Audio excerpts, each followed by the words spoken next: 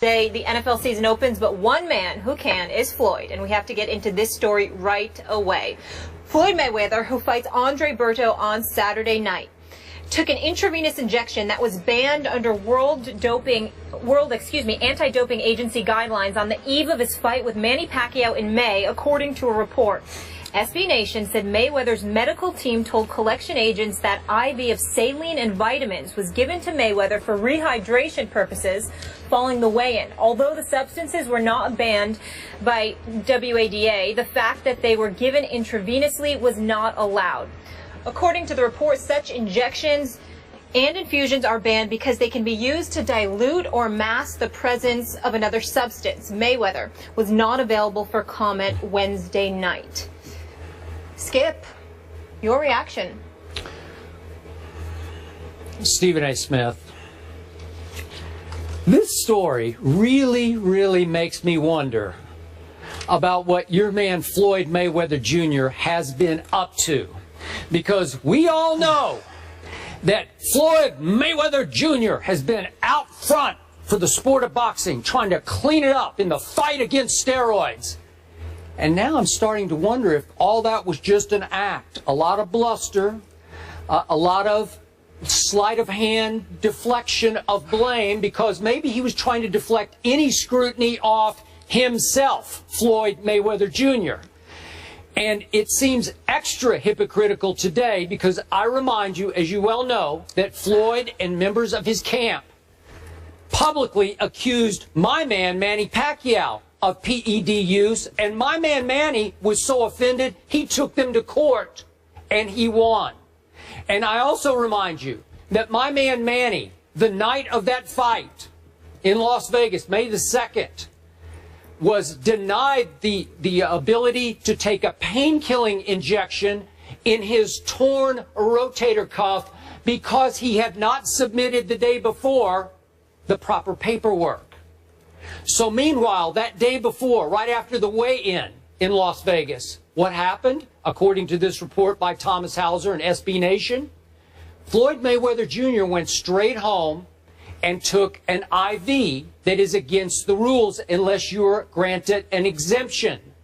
By the way, that exemption was not granted by the U.S. anti-doping agency for 18 more days. They did it in hindsight. In retrospect, they said, oh, well, we're going to say it's okay 18 days after the fight. And it wasn't until 20 days after the fight that the U.S. anti-doping agency thought it might be a pretty good idea to inform the Nevada Athletic Commission that Floyd got this exemption for therapeutic use, this IV. Let me tell you what this IV reportedly had.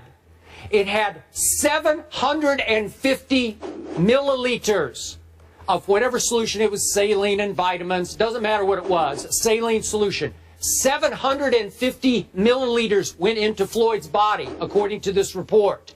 The World Anti-Doping Agency that Molly referred to, the one I hang my hat on, the Olympic Testing Agency, says that the cutoff is 50 milliliters. Floyd went to 750 milliliters when only 50 are allowed under Olympic-style testing. Why? As Molly pointed out, because if you put 750 milliliters in your body, which according to the average weight of an average male would be about 16% of your blood system, you can mask whatever's in there.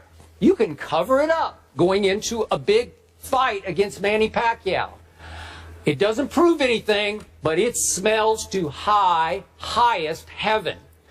And this whole idea of Floyd saying that he's been Olympic tested, this story just shoots holes all through that, because the U.S. anti-doping agency is just this independent arm that operates in this country that you can pay to come and test you for your event. So its integrity has been challenged here. Its credibility is being challenged here because Floyd will call upon the U.S. anti-doping agency to come and test him closer and closer to fights because he's gotten smarter and smarter. Floyd doesn't announce his fights until very close to fight time. Andre Berto, we know, is tomorrow night, September 12th. That fight didn't get announced until August the 4th. So in 4 or 5 weeks, That's all the testing that the U.S. anti-doping agency is able to do.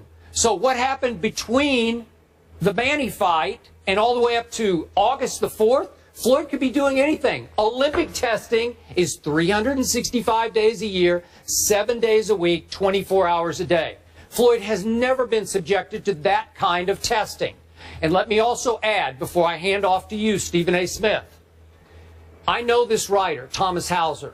He is a dean of boxing writers. He's now 69 years of age. He wrote the definitive biography of Muhammad Ali that was published in 1991. You could say that he's favorable to Ali, and you could read, I'm going to be objective here, you could read into it that maybe he has an axe to grind against Floyd because Floyd has been so publicly hard on Muhammad Ali. I don't know that. I don't believe that. I just know that Thomas Hauser has been around a long time. He's plugged in boxing circles. He shares some of his other previous reporting about Floyd's whatever. I'm not even going to go into that because I'm going to stay right on this story right here, right now. It raises all kinds of red flags about what happened before that fight. And again, it proves nothing except it just comes across as so outrageously hypocritical after the way that Floyd has treated Manny Pacquiao. Well, your position is incredibly predictable. My facial expressions turned very serious once you brought up Thomas Hauser because I want to echo your sentiments. He's highly respected, and regardless of what some may feel about him or whatever, he's been connected to the sport of boxing for quite a long time. He's highly reputable, and it's not my place, your place, nor anyone else's place in this profession to question the work of this man. So I just want to make sure that I throw that out there before we say anything else. I totally agree with you there. Having said all of that, I took the liberty of calling Leonard Ellaby, the business manager and the CEO for Mayweather Promotions. Approximately 30 minutes ago, I got off the phone with him. They're going to issue a press release within the hour, I believe, where they're categorically denying that there's any truth whatsoever to the reports.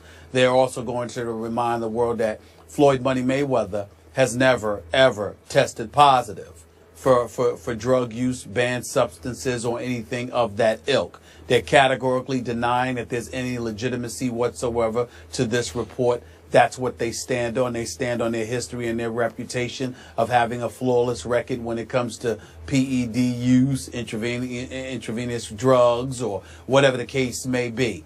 We understand that. Having said all of that, Skip, allow me to shock you with what I'm about to say.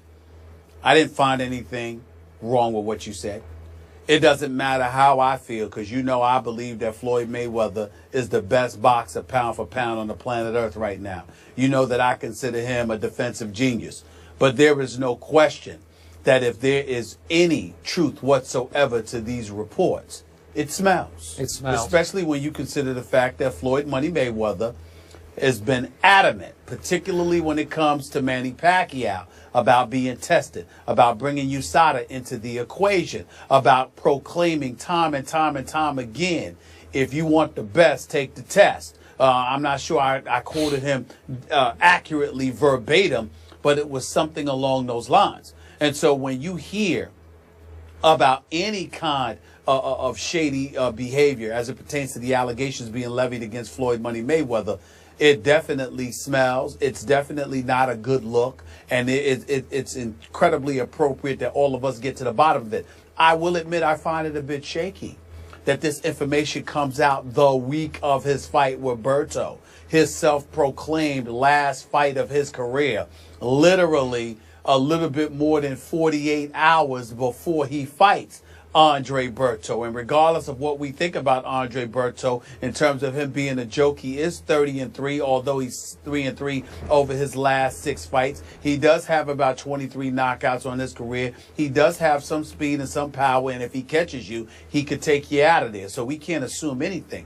When I look at all of these things, I do find it a tad bit odd that this report has come out now, particularly considering the fact that this was probably known months ago. But that still doesn't absolve Mayweather from anything if indeed it is true. They did acknowledge that he did take something because he was dehydrated, so he wanted to rehydrate himself. You pointed out how it's 750 milliliters, okay? 250 milliliters of the saline and the multivitamin, and then an additional 500 for the saline along with vitamin C, okay? Now, when you talk about potential PED use, let's be clear about something here, and this is where you and I definitely will part ways. There have been accusations made about Floyd Money Mayweather in the past, although that there was no proof presented. I believe somebody associated with Max Boxing threw something out there about Floyd Money Mayweather working in concert with Golden Boy Promotions and them having, connections with USADA and, brought that to the attention of the Nevada State Athletic Commission. I don't know how far that went, but clearly it didn't go far enough because we never heard anything really about it, okay?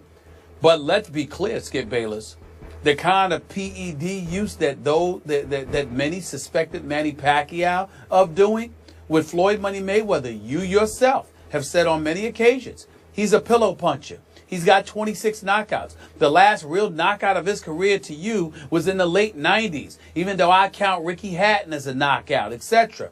You kept pointing out how he's devoid of power and what have you. Do not equate Floyd Money Mayweather with Manny Pacquiao. Clottey and Oscar De La Hoya, even though Ricky Hatton's got a glass jaw, what he did to Ricky Hatton, I'm talking about Pacquiao here, what he did to Miguel Cotto, what he did to Antonio Margarito, what he was doing to Sugar Shane Mosley, even though that ended up being a decision when he dropped him in the third round. Manny Pacquiao not only was delivering knockout punches, Manny Pacquiao was also taking punches from much bigger and conceivably stronger individuals at the time that these suspicions about him were raised.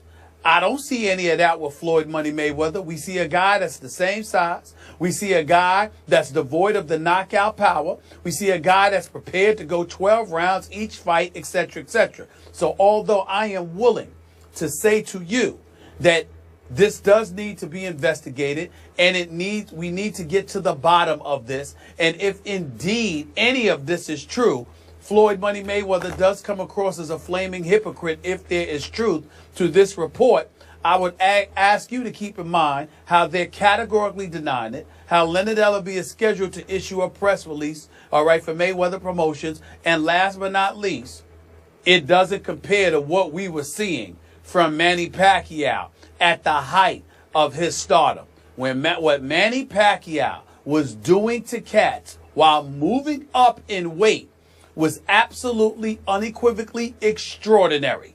And it raised a whole lot of suspicions. You didn't see anything from Floyd Mayweather to raise suspicions. I would like to point that out. Okay.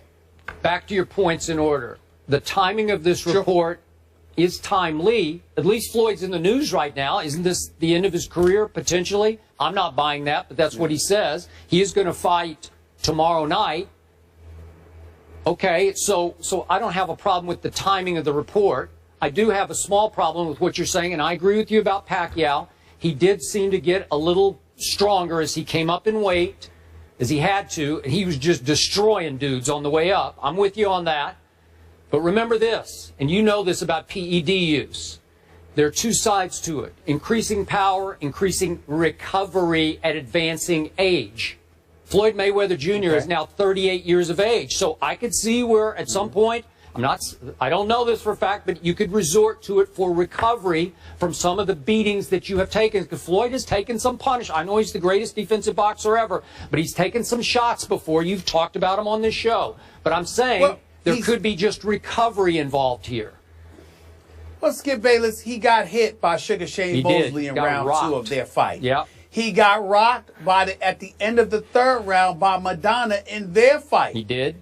What other beating has he taken? Okay, but I'm just saying these are shots for an aging fighter to take. Well, work with me. Work with me. He got hit by a blow in 2 fights. One by Sugar Shane Mosley, the other against Marcos Madonna. At no other time has he been beat up in his career. Manny Pacquiao, believe it or not, I've never had a problem with the power that Manny Pacquiao exhibited when he was moving up in weight. Even though others may have, Skip, that wasn't my issue with Pacquiao. You know what my issue was? How he would literally invite you to punch him. Like, bring it on, and literally take punches. Okay. And I said, whoa. Now when you see the pythons on a guy like Clottey, when they fought at Jerry Jones' $1 billion plate. I know. And I saw this guy take a plate. Well, that's what I'm saying. Stephen A. Two different things. Manny Pacquiao was born with natural punching power that Floyd never has had. I agree. I'm sorry, you could argue about enhanced, but I'm not arguing that. Okay, now, I'm going to close this up by saying you referred to the reports on Max Boxing back in the website back in 2012. Yeah. A lot of those came from the same Thomas Hauser. I just encourage our viewers, if you have a couple of minutes, because it's going to take a couple of minutes, go read Thomas Hauser's report on SB Nation right now, because he goes into detail about all of his past investigations into Floyd's. I'm going to leave it alone because I don't want to accuse Floyd any more than what we did with this IV. Okay, but go read it and then you can make your own conclusions, because he did have one hard evidence that he reported even again today. Before the Guerrero fight, the Mayweather-Guerrero fight, Floyd did have a test that became public by USADA that was a red flag test. It's the testosterone to epitestosterone levels. They were out of balance enough that trust me, the Olympic testers, WADA, the World Anti-Doping, they would have red flagged that one and said, wait a second, we got to retest here. So Thomas Hauser does have that. I'm just saying, Floyd doesn't have a spotless record here. It doesn't look. I agree with that. It does not look spotless. He may have some explaining to do. But I'm saying to you, he sort of deserves the benefit of the doubt from the perspective that in the ring we've seen nothing different, whereas we saw something significantly different along the way with Manny Pacquiao. That's all I'm saying. All right, we'll leave it there. We'll continue.